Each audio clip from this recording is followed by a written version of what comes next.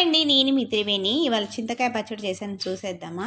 చింతకాయలని మధ్యలో కట్ చేసుకొని గింజలు సపరేట్ చేసి పక్కకు పెట్టేసుకున్నానండి.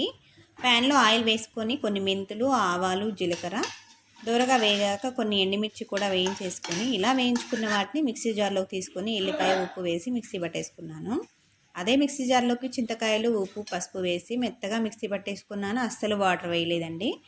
ప్యాన్లో మళ్ళీ ఆయిల్ వేసేసుకొని కొన్ని ఆవాలు, కొంచెం జీలకర్ర, కచ్చపచ్చ దంచుకున్న ఎల్లిపాయలు, ఎండుమిర్చి, కరివేపాకు, కొంచెం ఇంగువ వేసేసుకొని మనం ముందుగా మిక్సీ పట్టుకున్న చింతకాయ పచ్చడి ఉంది కదా, దాంట్లో నేను అస్సలు వాటర్ వేయలేదండి.